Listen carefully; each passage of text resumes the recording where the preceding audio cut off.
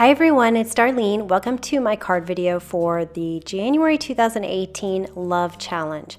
I'm using this stamp set called Watts of Occasions by Stampin' Up. It's very practical. It has a lot of different uses.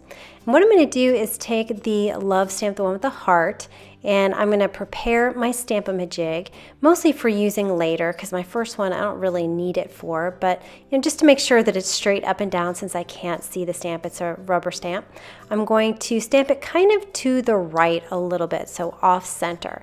And this is VersaFine Black Onyx ink, which is pigment ink so that I can cover it with some clear embossing powder and heat it so it's nice and shiny.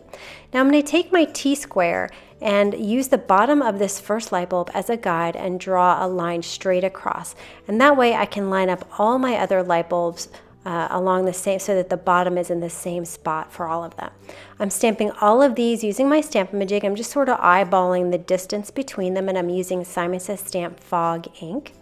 And these are the markers I'm using, my Zig Clean Color Real Brush markers. I picked 5 different pinks.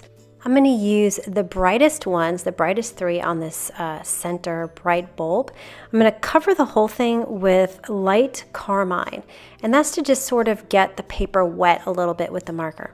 And then I'm going to take my carmine red and just color along the edge of the left and at the top of that heart. And then I'm going to take pink and just kind of go over the edge of that red carmine. And there's still going to be a line where the pink meets the light carmine, but I'm going to take care of that in a second. So now I'm going to take my light carmine again. It's the first one I started with, and I'm going to start in my pink area and pull it toward the center. So I was getting kind of a lot of pink on my marker here, so I just took a piece of scratch paper, wrote on it, and it got it back to the original color. And so it kind of gives you a nice dimensional look. Now I'm using these markers kind of like I would use Copic markers with the way I'm blending and the shades I'm using. So with this, the other ones, I'm going to color them in the 2 light pinks I have. So the first one is a pale pink. I covered the whole thing with the pale pink. I'm just using 2 markers on these lighter ones. My second color is called light pink, so I just did the edges just like I did that other heart. And then I go back to the pale pink and blend that out a little bit. So this is no line coloring. It can be a little bit difficult to stay in the lines, but these markers have a very, very fine tip, so it's really not that hard. So these kind of look like they're in the background, so that's why I used lighter ink and lighter markers.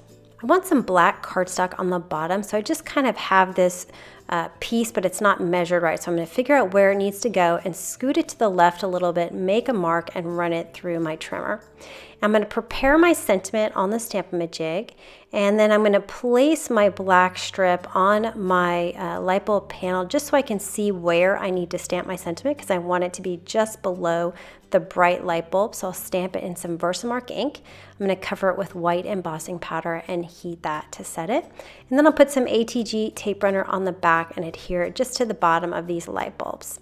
Now I wanted a little bit of something at the top, and this kind of ray stamp comes with the set, but I felt like 3 wasn't enough, so I grabbed my Stampin' Up! Black marker and I just drew 2 additional smaller ones off to the side.